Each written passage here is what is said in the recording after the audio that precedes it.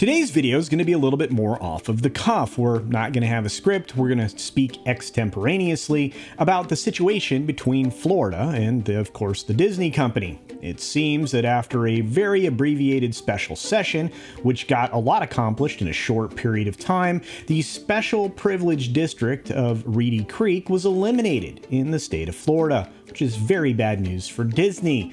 Now, of course, across the board, the coverage of this particular act has been very amusing to me. Usually, you see one side of the aisle a little bit more pro-business, and they're the ones that are taking this action.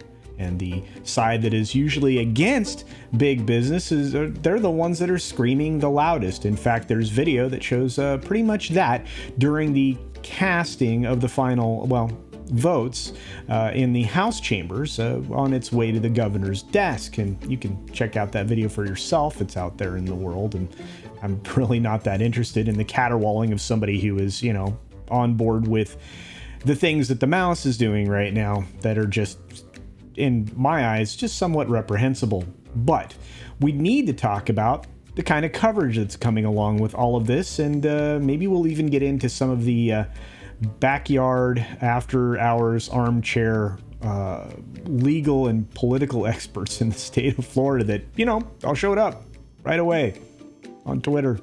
Anyway, here we go.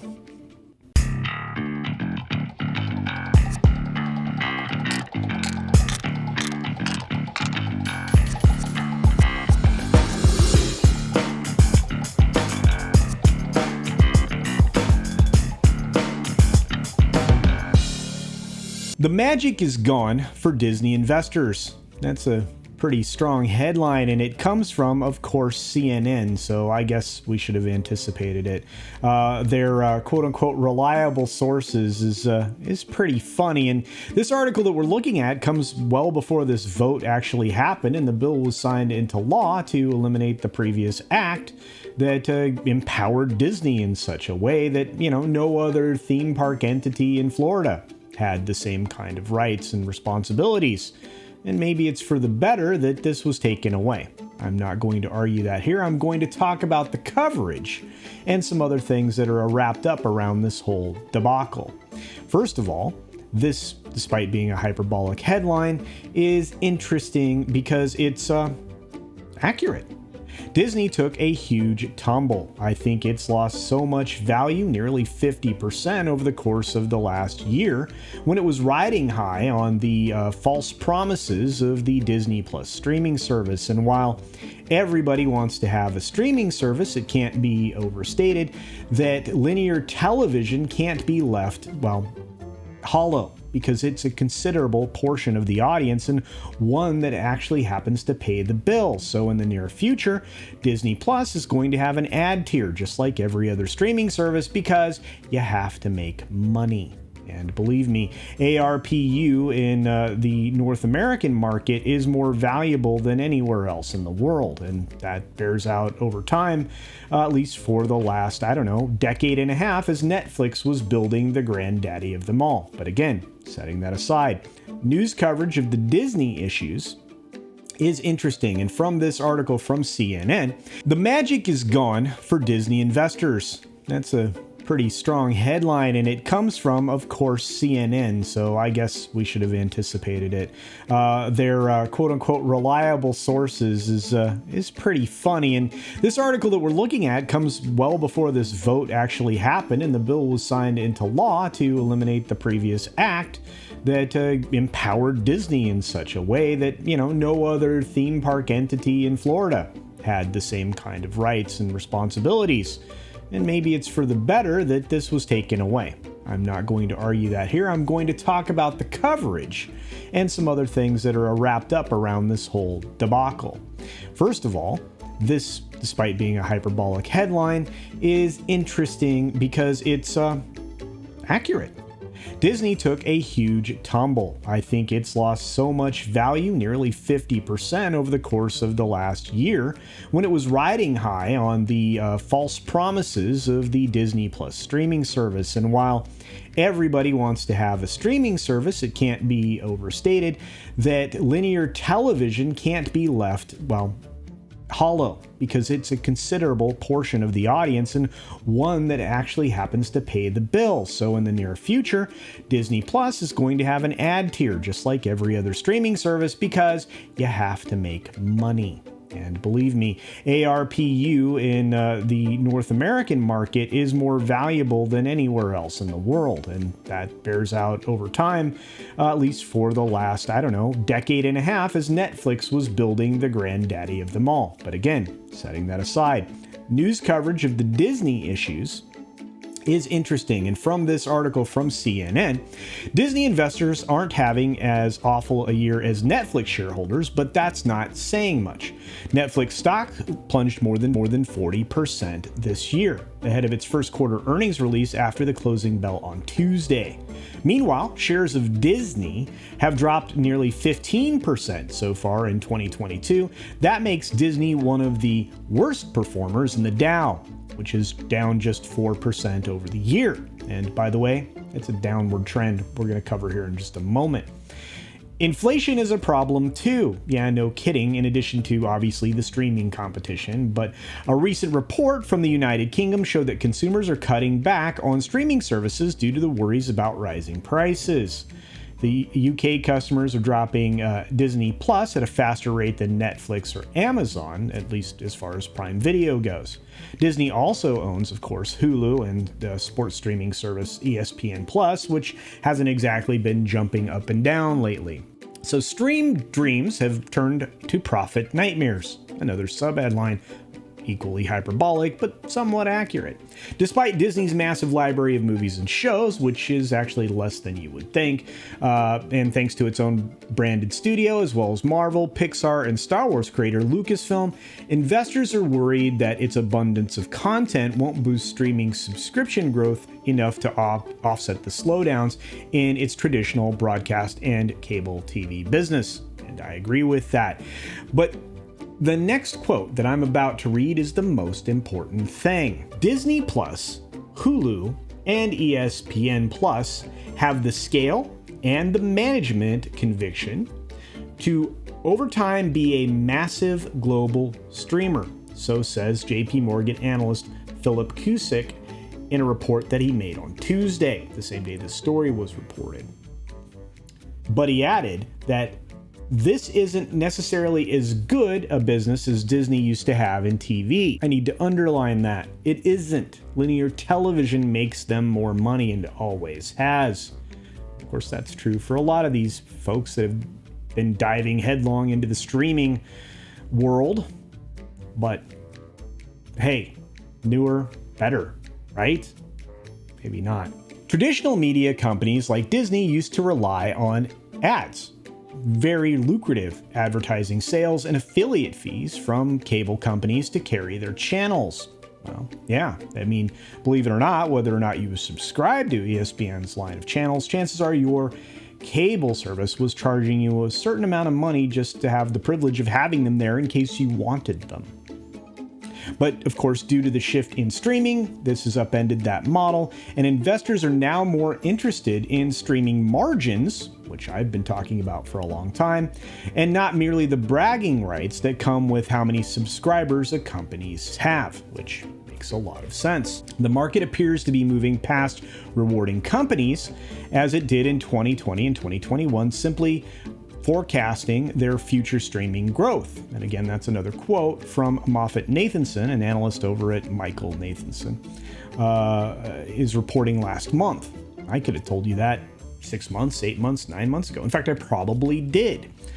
But again, the Florida controversy is still an issue for Disney. You don't say. Disney has come under fire after CEO Bob Chapek initially refused to speak out against Florida's I'm not going to do it.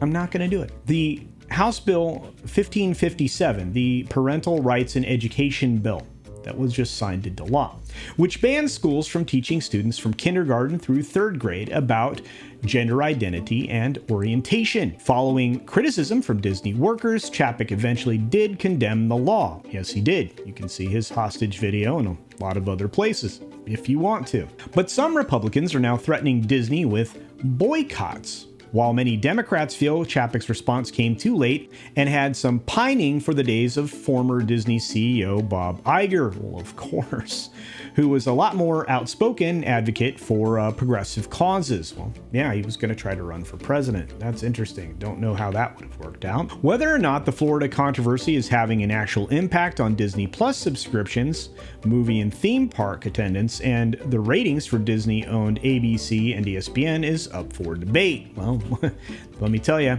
on May 11th, we're going to know the answer to that debate. Anyway, Disney shares are now hovering near their lowest levels since November of 2020. To be sure, Chapek was dealt a bad hand since at the start of his tenure, it coincided with the beginning of the global crisis in the United States, an event that led to dramatic slowdown and shutdown of tourist and leisure activities like going to the movies. Of course, they're going to try to frame this now saying Disney should have a big 2022 at the box office. Believe it or not, that isn't going to help them at all. But hey, sell away there, CNN. Sell away. Michael Morris of Guggenheim Securities wrote in a report late last month that the parks business should rebound thanks to new attractions like Star Wars Galaxy's Edge and Avengers Campus, that would be at Disneyland, which increased visits from foreign travelers to the flagship resorts in Orlando and California, and a full reopening of the international parks and cruise lines. Well, let me tell you, as I've just had some anecdotal communication from someone, the cruise ships are fairly empty. We'll see what happens with the cruise lines going forward. Disney has not had a good history with those during the global crisis, so we'll see. But this isn't the only story I wanted to cover today. We need to talk a little bit about the actual price of the stock, which, believe it or not, is currently rated at bearish as far as the charting events would tell you. You can also see it at $118.27 as of the time of me grabbing this, which was on Sunday the 24th. You can see that that's already headed downwards to 118.10 and is continuing to lose ground as the days go on. In fact, you can't continue to keep up the 2 or 3% loss per day, although the broader markets were down in weekend trading, which you could probably expect to happen, because let me tell you, Netflix is the harbinger of everything bad that's about to happen to anybody that relies on streaming. And suffice it to say, what's about to happen with Twitter, which we'll get to in a video tomorrow, is going to be rather interesting, to say the least. But the stock price isn't the only issue that we're going to have to deal with. We have to deal with the things that aren't being said in a lot of stories. For example, from our friends over at Bloomberg, we have Disney's $578 million tax break that they still are going to continue to get. So for those of you saying that this was retribution by the state of Florida for their support of a bill that, needed to be passed to protect children from some indoctrination, you're wrong. First of all, the enactment, or the removal of a privileged tax area that Disney had, was not retaliatory. Why? Because there were 5 other districts that were affected by it that were not just Disney. So spare me your rhetoric when it comes to this particular part of this equation. Also, if Disney was, being left out or cut out of something, don't you think that Disney would have lost the $578 million tax break that is currently in place, which is a state benefit that defrays the costs of relocating staffers to Florida, which they're in the process of doing. And of course, that is going to bring in more people to pay more taxes. In fact, 2,000 more employees. It's a lot of people. So Florida Governor DeSantis may have put a bullseye on the special perk that the Walt Disney Company has enjoyed in the state for more than 50 years. But he's keeping his hands off the hundreds of millions of dollars in tax breaks that were recently lavished upon the entertainment giant. And of course, those tax credits are substantial. Disney can now reduce its state income tax through 2040, says Christina Pushaw, a spokesperson for the governor, and says that DeSantis hasn't asked the legislature to repeal the tax credits because it's not a carve-out for a specific corporation, which is true. Any company can apply for the incentives, and she said that the bigger investments will qualify for the bigger tax credits. So, everybody still keeps all of those things in place. But of course, the AP has to weigh in, which I'm sorry, referring to the AP as an authoritative source is starting to really irritate me, because largely what they put out there into the world with this article from yesterday is opinion.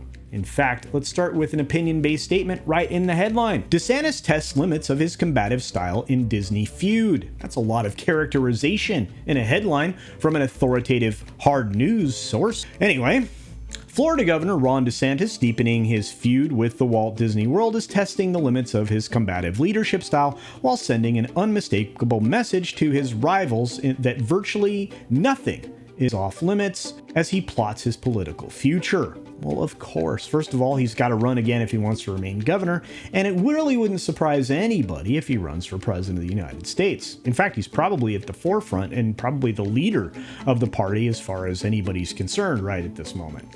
So the 43-year-old Republican has repeatedly demonstrated an acute willingness to fight over the course of the last decade of his political career.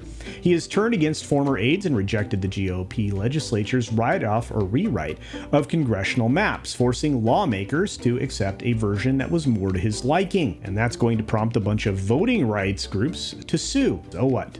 They will probably lose. He also leaned into simmering tensions with the former president, which is notable for someone seeking to lead a party where loyalty to the former president is a requirement. Another opinion statement. That's not required. Very interesting indeed. But DeSantis' decision to punish Disney World, more characterization, more framing, and bad form, AP. One of the world's most popular tourist destinations and one of Florida's biggest private employers took his fighter mentally to a new level. Wow. In retribution for Disney's criticism of the new law condemned by critics as the, I'm not going to say it because it's a lie, DeSantis signed legislation on Friday stripping the theme park of a decades-old special agreement that allowed it to govern itself. A lot of people are saying, hey, why don't you just pick up and leave? Move Disney World somewhere else. Really? First of all, you would have to relocate something that was put into place over 5 decades, right? That's how long they've enjoyed that special privilege. In fact, they're celebrating the 50th anniversary during the course of this year. Of course, they're doing that rather badly and with not a lot of, special pomp and circumstance, but hey, I'll let them excuse it as not the best circumstances under which to celebrate. Okay. That's fine. But you can't just pack up the castle, pack up, Space Mountain, pack up the Neutron Coaster, pack up the monorail. You can't just pack all that up and move it. Do you realize it would probably cost hundreds of billions of dollars to relocate Walt Disney World as it sits now? Also realize that Disney's engaged in multiple real estate contracts that require the presence of the theme park and the resorts themselves to remain in Florida? Of course you didn't. Of course not. Well, you guys do, but people out there that are saying pick up and move Disney World, you're out of your minds. Anyway, we're in a position where Florida is requiring Disney to operate on the same playing field as every other theme park operator in Florida. Well, and every other employer in Florida. To be honest with you, they can still apply for special tax breaks for their employees because the incentives are there for everyone. But Disney's special treatment is over, and this was certainly preventable. Would have been a very easy fix had Chapek just stuck to his guns and said nothing and left the company as politically neutral as possible. Now, I think the stock's going to continue to go down. I think people are going to be less and less interested in going to Disney theme parks as the value has been stripped away over the course of the last 15 years. And I think that embarrassing things, such as the Galactic Star Cruiser, are starting to really take a toll. But hey, what do you think? Do you think that Disney was receiving a special privilege that they didn't deserve? Or is it something that they should have been allowed to keep, despite their meddling in the politics of the state they operate in? Do you think that it was unfair or retaliatory? That's another good question. And honestly, do you think it's feasible to move Disney World? I mean, truly, I don't think so. But hey, please use the comments section down below to, chat about any of these things. I think it'll be a lot of fun to engage. And with that, be sure to support other independent creators out there on the platform, because guess what? The corporate content creators are doing a very poor job of covering things in a fair and balanced way. So we work really hard to bring you our perspective and solicit yours, which again, engagement is key. But do support them. Make sure you share out the content of theirs that you enjoy as well as mine. Make sure you hit the like button when you do like something. And of course, share their material out there. Comment on their videos. Any form of engagement helps, right? And I want to grow, so if you're not subscribed, please hit that subscribe button down below. I would truly appreciate it. And with that being said, be sure to take care of yourself, take care of others, wash your hands, of course, because it's good hygiene. It really is. And until next time, bye. Hey there, one last quick note before I let you go. And before we make it to the end of this video, I, CultureCasino, have a brand new Teespring store. That's right, you can now go to Teespring, look up CultureCasino, or use the link in the video below, and pick out some handsome and beautiful CultureCasino merchandise with many different designs and styles and colors, many different items. I was actually surprised at all of the things that you could create, and I have some more designs and items on the way here shortly. But, you know, if you want to support the channel in that way, there is some merch. Otherwise, here comes the ending. Thanks for visiting today. Be sure you're subscribed and hit that for alerts. Yay! Of course, like and share all of the videos that you can, as it helps with the algorithm. Have a great day.